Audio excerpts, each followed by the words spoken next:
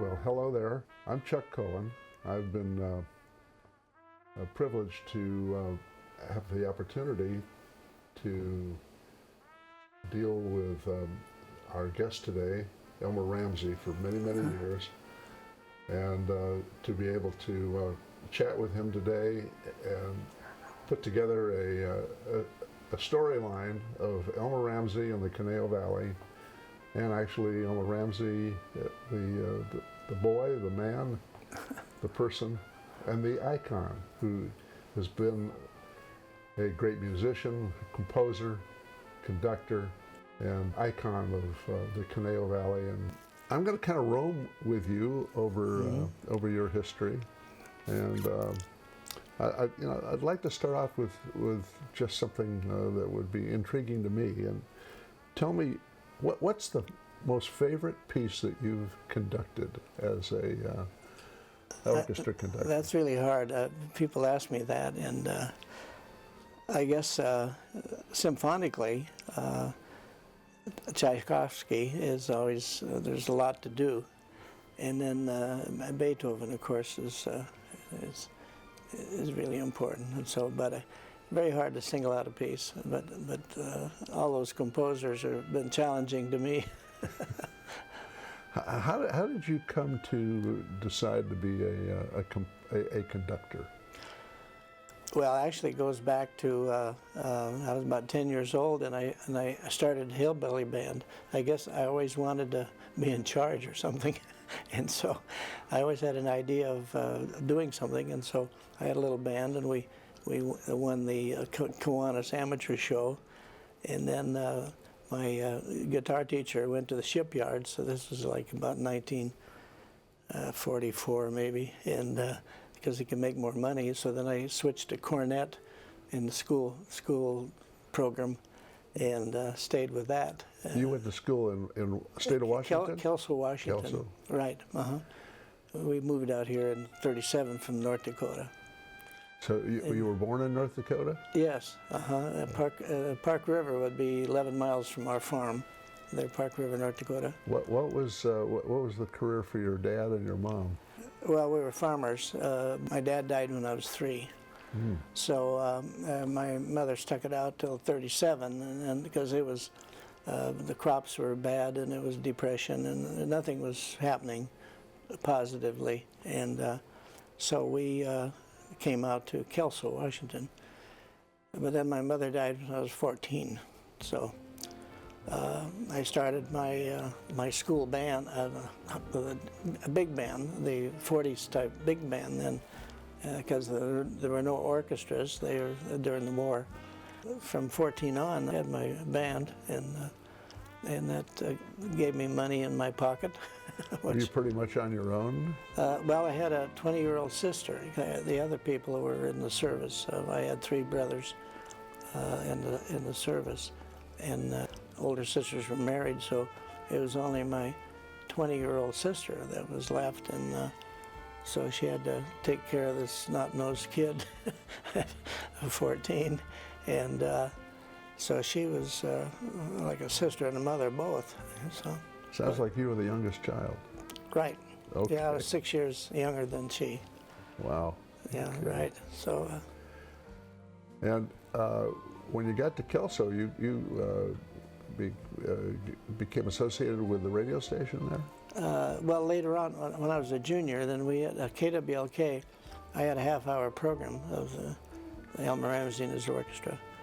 But in the grade school years, actually, my wife and I, of 63 years, Elaine, we went to the same grade school, but didn't know each other till she was a junior and I was a senior. We were singing in the choir at Kelso High School.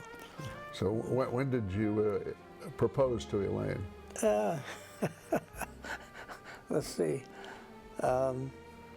Well, I've told her this, that I was love at first sight, but that was beginning of my senior year. But then it was 3 years later when she got, technically I gave her an engagement ring. Well, I can see why she Yeah, became the love of your life I just was- looking at her today. I was a junior in college when we got married. And When you left Kelso, where did you head to?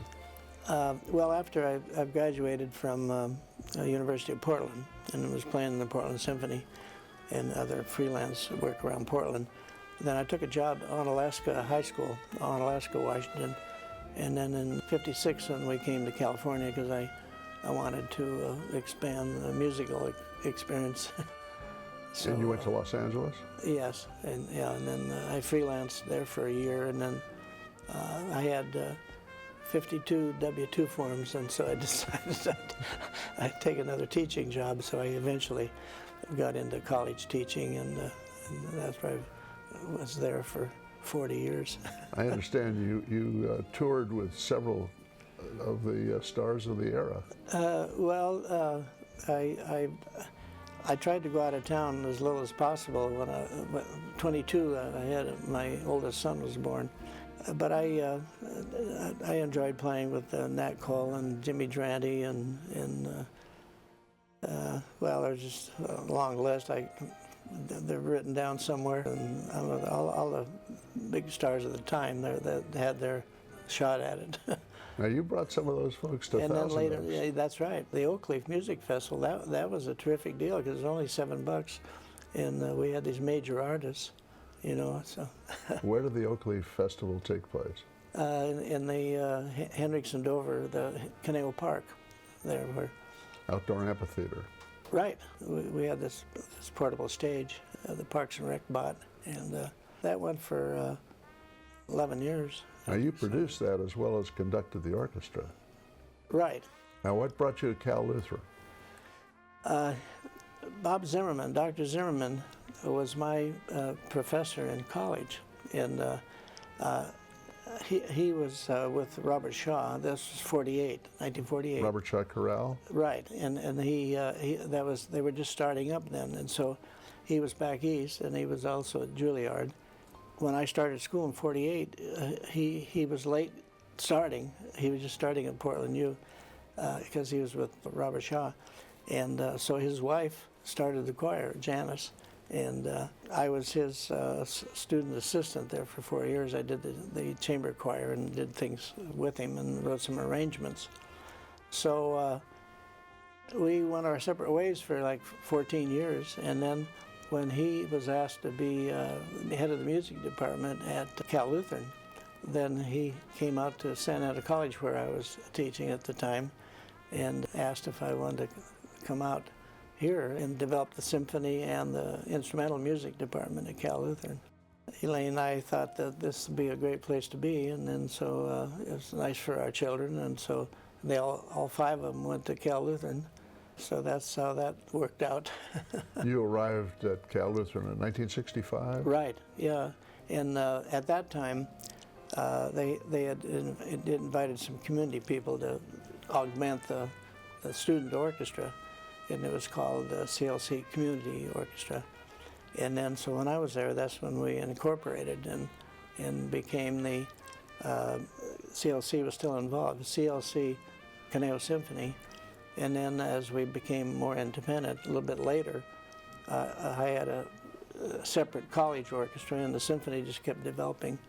And so then we dropped the CLC, and it was Conejo Symphony Orchestra. And then, so we had a 90-piece fully paid orchestra by 94 when we opened the auditorium here. And with 200, and I used 5 choirs from around the community. Before the Kavli Theater came into being, where did your orchestra play? Oh, well, in the gymnasium, and I had to rent 200 chairs and bring them in there and then sit in the bleachers, but we could seat 800. We had, but that limited our subscribers. So when we opened here in '94, we had 1,300 subscribers right away. What was it like to be conducting an orchestra in the men's gym at Cal Lutheran College at the time on a rainy night? Well, one of the loudest pieces is the Great Gate of Kiev, a movement from the symphony. And when the rain was on the roof, and it leaked onto the clarinet section in that particular concert. but they said you could just see the bows moving. You know, you couldn't hear very much. but that was it in town. We were the cultural center, and it was a great relationship with the community because we were all growing, you know, up together. What did you think about Thousand Oaks when you got here? Because I think it had just been like 1 year since it had come into being. Well, yeah, I thought it was terrific, and we the college was almost like it was away from anything, but then they built houses around it, so it doesn't like that now. But we thought it was great. We had a nice house across the street from the college, and the kids could walk to university school, and they could walk to the campus and swim. Thousand Oaks, at that point, did you have some sense of vision for what you thought this community would evolve into? Well, of course, one of the first things developing cultural, well, we did young people's concerts, and then for seniors, I used to get the fast foods to put up a lunch, and they'd come to the campus in buses. We'd do a concert for seniors, and then we did the young people's concerts. It was just wide open, you know, to do things in this community. And the concert that we used to do on about Father's Day turned into be the weekend that we expanded into the Oakley Music Festival. We did 2 symphonic concerts and 1 jazz concert. Well, you were kept pretty busy in those days. Yes, and I told my wife that she ought to have a Purple Heart, you know, for the fact that she gave up a lot for me to be too busy. Too busy. Yeah, it just is night and day sometimes. You provided a wonderful home and had a great family, and they all grew up here. So Right. I'm sure Elaine felt satisfied with that. Well, I hope so. What's your favorite instrument? Well, I'm a trumpet player. Yeah. I from the time I was 14, I joined the union when I was 14, and I've been playing ever since. Now, did you play with some of those big bands in the earlier days? I played more in the theater with the guest artists and different people than going out on the road. So I played with all the same guys, but not out on the road. Would you have been thought of as a studio musician? Yeah, I played studio. Yeah. And I think you also played or conducted at the Dorothy Chandler Pavilion in Los Angeles Music Center. Well, when we used to do our home concert there, we'd tour with Cal Lutheran for 11 days, and then we'd do our home concert at Dorothy Chandler. And then we'd have Roger Williams and Gordon McCrae, and we'd have guest artists, and that was my idea there. I folded up and just booked the place, and because we wanted to get support. I wanted to build an auditorium at Cal Lutheran, and so we could fill a house or half a house with just Cal Lutheran doing a tour concert. But if we had a guest artist, we could fill the other half of the house. So I thought, why not have 3,200 people see Cal Lutheran? And we did a thing called Sounds of CLC, and we just didn't just do a Lutheran a cappella choir. We had the choir, then I had the orchestra, and then we do what we called Sounds of CLC, which was production numbers, you know, and with different music. Tried to be good quality and from musical theater. And so we did that for 18 years with the idea of trying to get those people out here when we had an auditorium, but it hadn't quite happened yet. Did Dr. Zimmerman's chorus play with the orchestra? Oh yes, well that was the main thing, that is his a cappella choir. Well, you've composed. Right. Is there something? Well, I was always trying to write something, and so I did. Well, Bob Zimmerman and I did the school songs, so we wrote those together. Did you write the alma mater for? Well, it started out with the Thieving Magpie, and that was the da-dee-da-da-da. Dr. Dahl, the president, used that. And so when I came, they just did it over and over. And they said, well, can you fix this? So I put a middle part in there, so I have that part of it. And then I'd written, we did a loyalty song that really sounded like an alma mater, and some thought, well, maybe we'll change it, but they've been going for 4 years, and so we didn't try to do that. And then we wrote the fight song and Hail the Kingsman and other songs. And then, let's see, I did the 25th anniversary of Thousand Oaks, and Right. 25th anniversary of the Symphony, Silver Jubilee, I called it. Did you not work in some of the visioning and planning for what is now the building that we're sitting in? Well, I went to about 35 meetings, I think, altogether. It's as large as we could, I guess, afford. I think it turned out right, and it's a wonderful auditorium. Who were some of the key people that you worked with in bringing this into being? Well, we went to a lot of council meetings and a committee. That actually just got together once in a while, about 100 in there, and all together. And then they hired Tom Mitzi as a consultant. And my request was, when we opened it, to not do some pop thing, but to do the Beethoven Ninth. And then second half, we had Bernadette Peters do theater. And Tom Mitzi was very supportive of that. So anyway, I ended up getting my way that way, and not.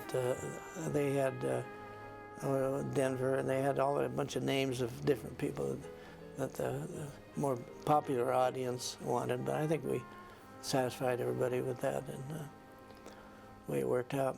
And so it's then we had the